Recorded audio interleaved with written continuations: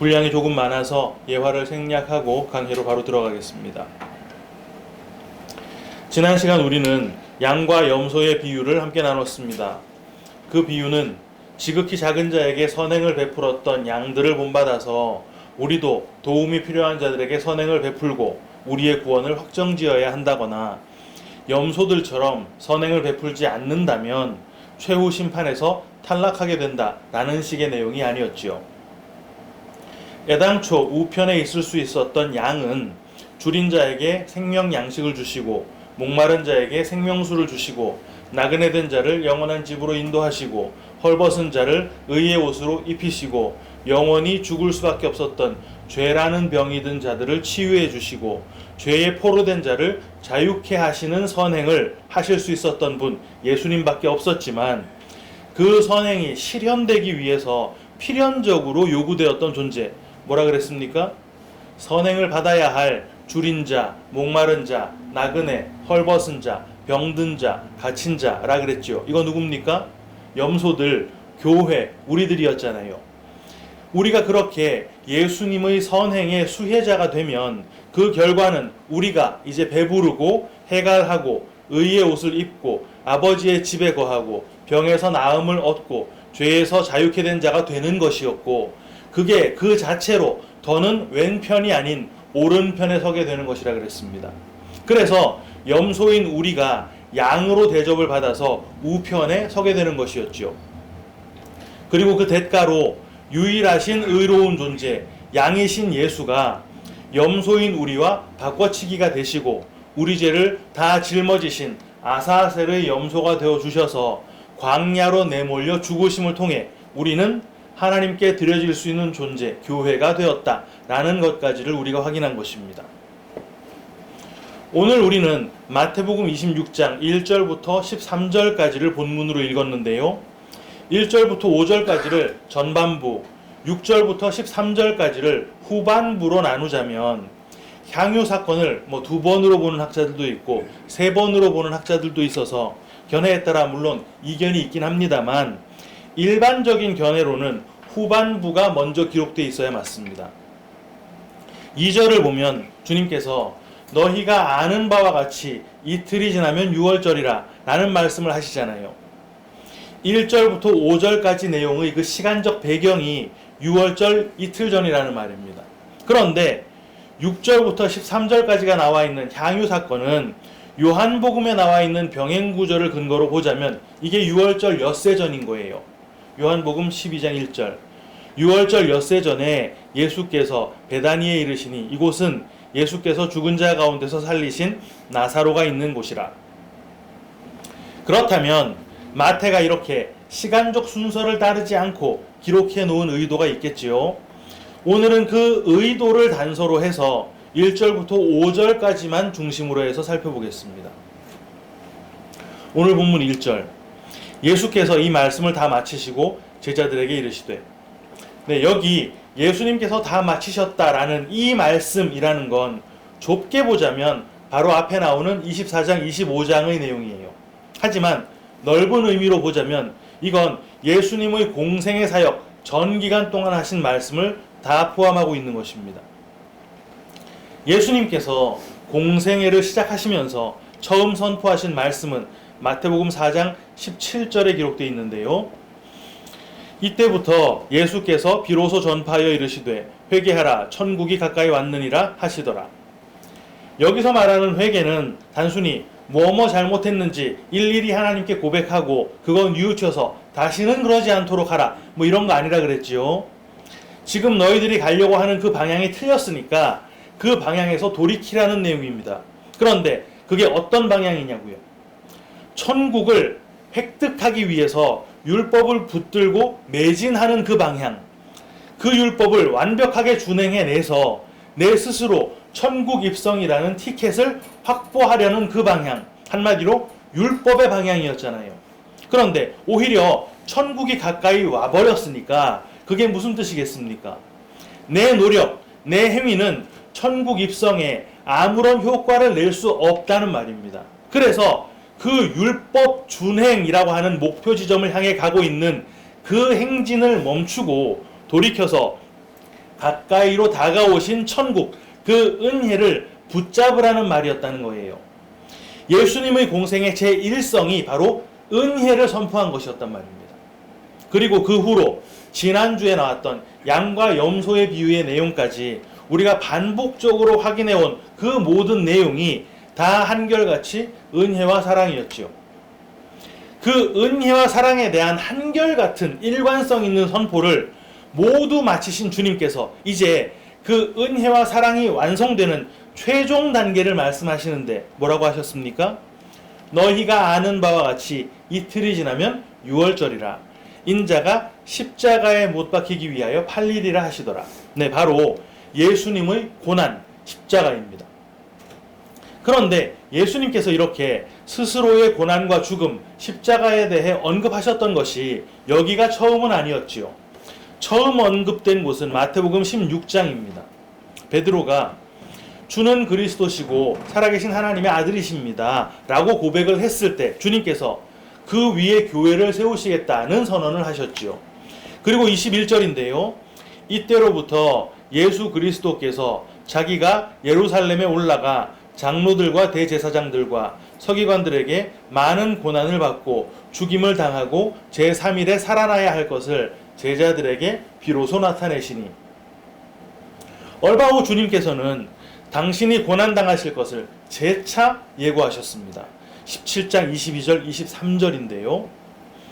갈릴리에 모일 때에 예수께서 제자들에게 이르시되 인자가 장차 사람들의 손에 넘겨져 죽임을 당하고 제3일에 살아나리라 하시니 제자들이 매우 근심하더라. 주님은 당신의 고난에 대해 또 한 번 더 언급을 하십니다. 마태복음 20장 17절부터 읽어드리겠습니다. 예수께서 예루살렘으로 올라가려 하실 때에 12제자를 따로 데리시고 길에서 이르시되 보라 우리가 예루살렘으로 올라가노니 인자가 대제사장들과 서기관들에게 넘겨지매 그들이 죽이기로 결의하고 이방인들에게 넘겨주어 그를 조롱하며 채찍질하며 십자가에 못 박게 할 것이나 제3일에 살아나리라. 네, 이렇게 주님께서는 이미 3차례나 고난당하시고 십자가에 죽으실 것 그리고 부활하실 것까지 제자들에게 다 말씀을 해주셨어요. 그런데 그때마다 마태는요 바로 그 뒷부분에 제자들의 반응을 기록하고 있습니다. 최초로 주님께서 고난을 언급하셨을 때는 베드로가 주님께 주님 그러시면 안 되지요 라고 나섰다가 된통 야단 맞는 장면이 나옵니다. 마태복음 16장 22절 23절 베드로가 예수를 붙들고 항변하여 이르되 주여 그리마옵소서 이 일이 결코 주께 미치지 아니하리이다. 예수께서 돌이키시며 베드로에게 이르시되 사탄아 내 뒤로 물러가라. 너는 나를 넘어지게 하는 자로다. 네가 하나님의 일을 생각하지 아니하고 도리어 사람의 일을 생각하는도다 하시고 베드로의 이 입장을 주님께서 뭐라고 말씀하시는 겁니까? 하나님의 일하심에 대해서 사람의 생각은 그 대척 지점에 있는 것이고 그게 바로 대적자 사탄의 생각이다 라는 말씀이었습니다. 그런데 하나님의 일이 뭡니까? 사도행전 2장에 성령을 받은 사람들이 다 방언을 말하게 됐을 때 그 방언의 내용이 하나님의 큰 일에 대한 것이었잖아요. 그걸 베드로가 곧바로 구약 요엘의 내용서부터 예수님의 십자가 사건까지 한 통으로 쫙 이으면서 하나님의 큰일, 마지막에 그 하나님의 큰일이 뭔지를 결론내줬습니다. 사도행전 2장 36절 그런즉 이스라엘 온 집은 확실히 알지니 너희가 십자가에 못 박은 이 예수를 하나님이 주와 그리스도가 되게 하셨느니라 하니라. 하나님의 큰 일은 바로 십자가가 뭐? 은혜, 사랑이잖아요. 그러니까 하나님의 일은 은혜와 사랑이었다는 말입니다. 그런데 마태복음 16장의 베드로는 지금 그 은혜, 그 사랑의 대척 지점에 서서 그 십자가가 서면 안 된다고 하는 사람의 생각을 말하고 있었다는 말입니다. 그럼 그 사람의 생각이 뭐라는 말입니까? 은혜와 사랑의 대척 지점, 율법이잖아요. 여러분, 율법이라는 거를 단순하게 십계명이나 모세오경에 기록되어 있는 내용, 뭐 이런 거에 한정해서 생각하시면 안 됩니다. 율법은 하나님을 깨달으라고 하나님께서 인간들의 눈에 보이도록 내어주신 모든 것, 거기에다가 인간 스스로 감지해낼 수 있었고 간파할 수 있었던 모든 걸 다 포함하는 거예요. 애당초 천지 만물을 주셨고 그걸로 못 깨달으니까 그걸 기록해서 돌판으로 주셨고 그래도 못 깨달으니까 성막으로 성전으로 주셨고 결국 아들을 육신에 담아 내주셨습니다. 그게 다 율법이었고 그런 율법들을 보면서 인간들이 스스로 옳고 그름을 나누고 스스로 하나님에 대해 생각하고 추론해서 터득했다고 여기는 것. 아, 하나님은 이런 거 좋아하시는 분이시지, 이런 거 좋아하시고 이런 거 기뻐하시지, 이런 게 다 율법이었다는 말입니다. 주님께서 두 번째로 고난을 예고하셨을 때 제자들의 반응은 어땠습니까? 17장 23절 다시 읽어드립니다. 죽임을 당하고 제3일에 살아나리라 하시니 제자들이 매우 근심하더라. 네, 그들의 반응은 근심으로 나타났습니다. 이거 예수님이 걱정되고 제자로서의 안타까운 마음 이런 거 아닙니다. 제자들이 주님을 따랐던 그 목적이 뭐였습니까? 이스라엘의 독립이었잖아요.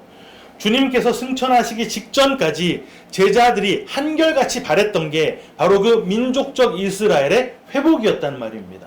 이게 뭡니까? 하나님의 뜻에 대적하는 사람들의 생각이지요. 그게 바로 인간들이 자기 소견에 옳은 대로 행하려는 것, 율법이었다는 말입니다. 재차 주님께서 고난을 언급하셨던 20장 19절 바로 뒤에 마태는요, 곧바로 야고보와 요한의 어머니가 예수님께 자기 아들들을 주님 좌우편에 앉게 해달라고 청탁했던 내용을 붙여놓았습니다. 그거 뭘 근거로 요청했던 것인지 우리가 이미 확인했었는데 그거 뭐였습니까? 혈연이었잖아요.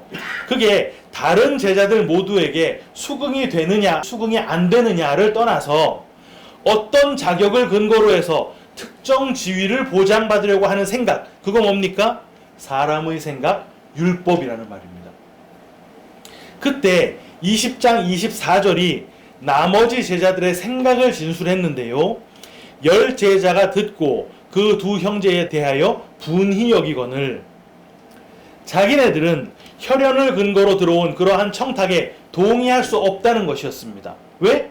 제자들 각각 모두가 다 한 자리 차지할 만한 나름대로의 구실이 다 있었거든요. 그 각자의 생각, 그게 바로 사람의 생각이라는 말입니다. 오늘 주님께서 제자들에게 다시 한번 십자가에 대한 예고를 하신 후 마태가 시간적 순서를 바꿔놓으면서까지 뒤로 옮겨놨던 사건이 향유도유 사건입니다. 여기에도 역시 제자들의 생각이 소개되어 있지요. 한 여자가 향유를 예수님의 머리에 부었을 때 본문 8절 9절 제자들이 보고 분개하여 이르되 무슨 의도로 이것을 허비하느냐 이것을 비싼 값에 팔아 가난한 자들에게 줄 수 있었겠도다 하거늘. 여러분 이거요 틀린 생각 아닙니다. 정상적이고 현실적이고 선량한 생각이에요. 그런데 그 선량한 생각이 누구의 선량한 생각? 사람의 선량한 생각. 네, 이렇게 주님께서 당신의 고난과 십자가에 대해 예고를 하실 때마다 다른 말로 뭐요? 은혜와 사랑이 선포될 때마다 제자들은 한결같이 사람의 생각, 율법을 꺼내들고 그 은혜의 대척 지점에 서 있었단 말입니다.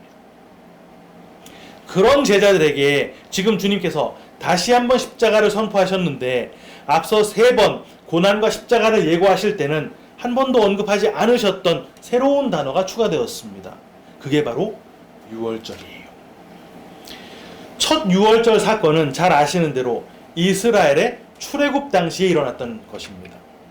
모세가 이집트로 들어가서 파라오에게 이스라엘을 보내줄 것을 요청했고 파라오는 그 요청을 거절했지요.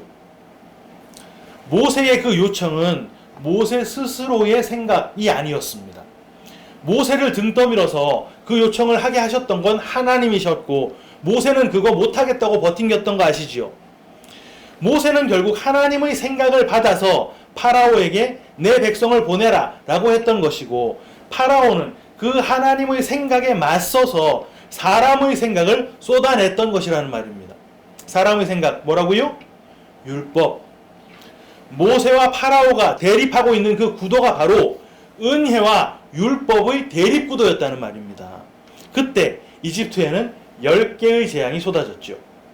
강이 피로 변하고 개구리가 나오고 이가 창궐하고 파리떼가 들끓고 가축이 돌림병에 걸리고 악한 종기가 퍼지고 우박이 떨어지고 메뚜기 떼가 몰려들고 흑암이 이르고 결국 이집트의 모든 장자들이 다 죽었잖아요. 우리 생각에는 강이 피로 변하는 거, 그 첫 번째 재앙만 봐도 당장 항복했을 것 같은데, 야, 파라오 이 사람 참 지독하다. 어쩌면 그 재앙을 다 당하면서까지 이렇게 버티냐? 이런 생각 드십니까? 그거 불가능한 것입니다. 사람은 그 사람의 생각을 끊어낼 수가 없어요. 그 10개의 재앙은 차례차례 단계를 높여가면서, 야, 이래도 말 안 들어? 그럼 더 센 거 맞는다? 그러기 전에 빨리 말 들어. 이런 목적으로 주신 게 아니라는 말이에요. 만약 그러다가 덜컥 인간들이 서너 번째나 대여섯 번째 아니면 정말 끝끝내 그 9번째 단계에서 하나님 알겠습니다. 더는 못 견디겠네요. 이러고 나오면 그 6월절 어린 양은 죽을 필요가 없었다는 말 아닙니까? 6월절의 어린 양 예수님의 십자가는 창세전에 이미 예정이 된 것인데 그 십자가 말고는 다른 구원의 방법이 없다고 했는데 하나님께서 스스로도 모르는 그 가능성을 기대하시면서 재앙을 막 쏟으신 것이겠어요? 그럴 리가 없지 않습니까? 그 10가지 재앙은 사람의 생각, 그 율법적인 생각은 고칠래야 고칠 수 없다는 걸 증명해내기 위한 장치였다는 말입니다. 그 10가지 재앙, 뭐요? 율법. 그 율법이 10개 모두가 다 임했더니 이거 뭡니까? 그 율법이 10으로 온전해진 것이잖아요. 그 율법이 그 목적을 달성한 것이라는 말입니다. 율법의 목적 달성, 그거 뭐라 그랬습니까? 죄인의 죄인됨이 발각되는 것. 그렇게 죄인의 죄인됨이 확 다 까발려지면 그때 뭐가 따라옵니까? 은혜가 따라온다 그랬지요. 그 은혜가 임하는 조건이 바로 문설주와 인방에 발려진 어린 양의 피였고 그게 바로 예수님의 죽음이었다는 말입니다. 그래서 지금 주님께서 제자들, 어떤 제자들이요? 은혜 앞에서 끝까지 사람의 생각, 율법을 주장하는 완악한 제자들, 그렇게 완악함이 증명된 제자들에게 다시 한번 십자가를 선포하시면서 6월절 위에 자기의 죽음을 포개고 계신 것이란 말이에요. 왜? 은혜를 주시려고. 6월절의 뜻 뭡니까? 넘어가는 거잖아요. 완악한데 그럼 마땅히 죽어야 맞는데 그게 율법에 비춰볼 때 정당한 것인데 은혜로 그걸 넘어가 주는 게 6월절이란 말입니다. 이때 대제사장들과 백성의 장로들은 함께 모여서 예수님을 잡아 죽일 흉계를 의논하고 있었다 그랬죠. 그런데 그게 정말 그들의 입장에서 흉계였습니까? 그들 스스로도 생각할 때, 야, 예수님은 아무래도 진짜인 것 같아. 죄가 없는 게 맞는 것 같아. 그런데 아무래도 우리랑은 좀 안 맞아. 적당히 누명 씌워서 제거하는 게 좋겠어. 이런 작당했던 건가요? 아닙니다. 우리가 앞서 수없이 확인했던 바와 같이 그들 기준으로 예수는 율법을 어기면서 백성들을 선동하는 이단자였단 말이에요. 그래서 그들은 율법을 근거로 해서 이단자인 예수를 사형시킬 요량이었단 말입니다. 그거 뭐요? 율법적인 생각. 하나님의 생각에 반하는 사람의 생각. 그들 나름대로는 옳은 생각, 타당했던 그 생각을 성경이 단호하게 흉계라고 선언하고 있는 거예요. 지금 사실 예수님이나 대제사장들이나 목표 지점은 똑같습니다. 뭡니까? 예수님의 죽음이잖아요. 예수님은 애당초 죽으려고 오신 분이고 대제사장들고 예수님을 죽이려고 하고 있습니다. 그런데 그 똑같은 목표 지점을 놓고서 하나님의 생각과 사람의 생각이 또다시 갈리는 거예요. 은혜를 주기 위해 죽으시려고 하는 그 예수님을 그들은 율법으로 죽이려고 하고 있다는 말입니다. 그래서 예수님께서는 그 죽음을 6월절에다가 맞춰 놓으신 것이고, 왜? 그게 은혜니까. 대제사장들과 장로들은 예수 죽이는 거 그거 명절에는 하지 말자고 하고 있는 것입니다. 왜? 밀란이 날까봐. 야, 지금 여기 6월절 지키려고 수백만 인파가 모여 있잖아. 쟤네들 대다수가 예수가 메시아인 줄로 속고 있는데 자칫 성급하게 우리가 예수 죽였다가 이렇게 선동당한 사람들이 오히려 우리한테 반감 생겨서 들고 일어나면 낭패지. 명절 다 끝나고 쟤네들 다 흩어지면 그때 법대로 해서 사형시키자. 이랬었다는 말입니다. 이건 무슨 생각이요? 사람의 생각. 그 사람의 생각은 예수를 6월절의 어린 양이 아닌 율법에 반하는 사형수로 몰아붙였지만 하나님의 생각은 사람의 그 생각을 기필코 기각해 버리시고서 그 예수를 꼭 은혜의 6월절에 십자가에 매달아 버리셨던 것입니다. 사랑하는 키퍼스 처치 성도 여러분, 육신을 입고 율법에 매여 있는 인간은 고쳐지지 않는, 고칠래야 고쳐질 수 없는 존재입니다. 고쳐질 가능성이 단 1%라도 우리한테 있었다면 예수님은 죽으실 필요가 없으셨어요. 파라오나 이스라엘이나 다 똑같이 완악했었던 것처럼 대제사장들, 장로들의 그 완악함이나 제자들의 완악함도 전혀 다르지 않았습니다. 그래서 6월절의 양이 죽어야 했던 거예요. 하나님, 제가 진짜 제대로 결심해서 한번 뜯어 고쳐 볼게요. 이번엔 진짜라니까요. 하지만 하나님께서는 우리한테 말씀하시는 거예요. 얘들아, 사람 고쳐 쓰는 거 아니야. 내가 이미 증명해 줬잖아. 그래서 나는 너희를 내 아들 안에 집어넣어서 같이 죽이는 방법으로 너희를 살려낼 거야. 그게 바로 유월절의 은혜인 것이고 우리가 바로 그렇게 살아난 새 생명인 것입니다. 여전히 내 생각, 옳고 그름에 대한 내 판단이 우리를 주관하고 있지만 우리는 이미 예수와 함께 죽고 성령을 받아 다시 살아난 새 생명들이다라는 것을 믿음으로 은혜 뒤에 숨어서 그 사랑을 풍성히 누리는 감사의 존재로 더욱더 빚어져 가시기를 주님의 이름으로 축원합니다. 아멘.